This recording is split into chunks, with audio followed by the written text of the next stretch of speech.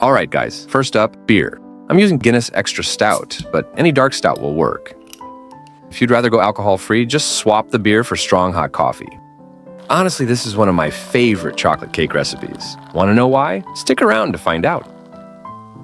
Next, you'll need 1.5 cups of unsalted butter. Add the sticks of butter into the saucepan with the beer. Gotta say, folks, beer is gonna add a deep, malty flavor with a touch of bitterness to make this cake extra special. Let that butter melt into the beer, nice and slow over low heat. Now give it a good mix. I'm using a wooden spoon here, but a whisk would work way better. Oh, and grab a bigger saucepan. I totally misjudged the size. Turn off the heat and remove the pan from the stove. Then you'll need some dark Dutch processed cocoa. Sift it in batches so it's easier to mix in. Stir the cocoa into the warm beer and butter mixture using a wooden spoon. I really recommend Dutch processed cocoa. It's rich, mellow, and gives the cake that deep chocolate flavor that pairs perfectly with the stout. Keep stirring until it's mostly combined. Then switch to a whisk to smooth it all out. Oh, this is what happens when you overheat the beer and butter. The mixture will split, so keep the heat low, guys. Next, you'll need 3 cups of all-purpose flour. Just toss them into a sieve so we can sift later. 2 teaspoons of baking soda.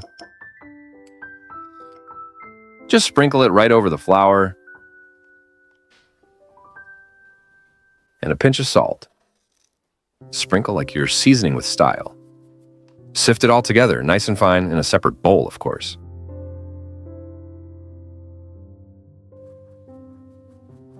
Toss in 2 cups of granulated sugar. And if you've got brown sugar, swap in half. It'll make the layers extra nice and moist. Give those dry ingredients a quick whisk to make sure everything's evenly distributed.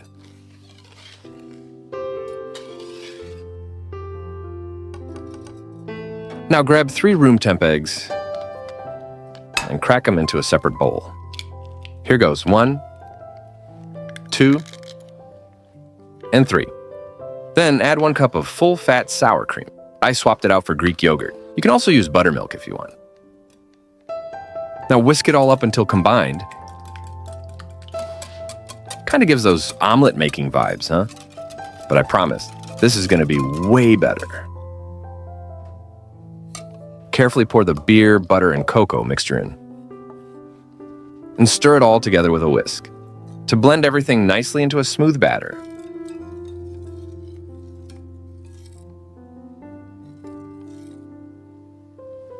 Now add the dry ingredients. I recommend doing it in batches. This way, you'll get a nice even batter.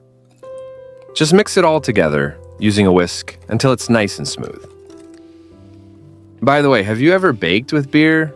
Let me know in the comments, guys. And this is what we're going for. A beautiful, smooth chocolate batter. Just like this. You'll need 2 8 or 9-inch pans. Line the pan bottom with parchment paper. It makes removing the cake easier. For springform pans, use a slightly bigger parchment circle to prevent batter from leaking out. You can butter the pan sides or just line them with parchment. It helps the cake come out cleaner and neater. Pour the batter into the pans. Make sure they have high sides so the cake can rise up nicely. If you've got cake strips, do use them. They help the layers rise evenly. Pop the pans into a preheated oven and bake for 30 to 35 minutes. Stick a toothpick in the center to see if it's done. If it comes out clean, you're good. Take the layers out of the oven and let them cool before removing them from the pans. When they're warm, they're delicate and can break easily. Next up, ganache frosting. This is gonna be so good, you guys. I'm using 2 bars of dark chocolate, but if you want more ganache, feel free to use 3. Now toss the chocolate into a separate bowl. In a saucepan, pour in 1 cup of heavy cream. If you're using 3 bars of chocolate, you'll want about 1.5 cups of heavy cream. Place the saucepan over low heat and warm the cream until you see the first bubbles, just like these. Don't let it boil, guys. Turn off the heat and take the saucepan off the stove. Now let's add a little honey. It gives the ganache that beautiful glossy finish. Then stir the honey into the cream, but don't stir too long or it'll start to cool down. Pour the cream over the chocolate. Let it sit for a minute to soften. Then give it a good whisk until it's nice and smooth. Yep, that's how we want it. All smooth, glossy, and rich. Let it cool a bit at room temperature first, then pop it in the fridge for 20 to 30 minutes. You want it firm but still spreadable, not rock solid.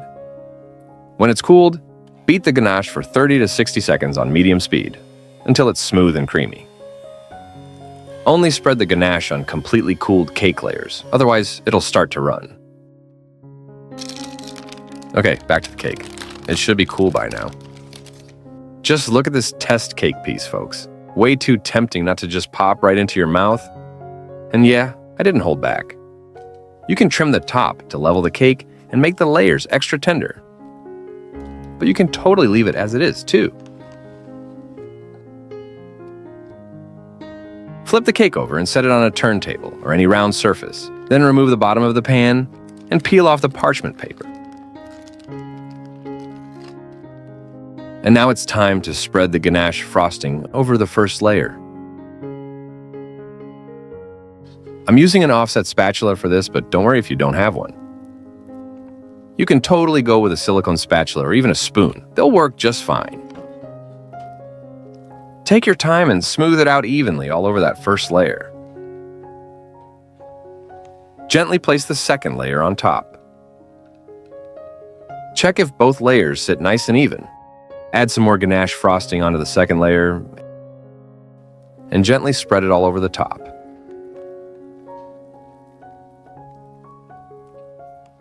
By the way, if you're enjoying the video, like and subscribe. It really helps the channel grow. Finally, smooth ganache over the sides of the cake. Clean up any mess around the cake, and let's finally cut into it. The knife perfectly slides right through.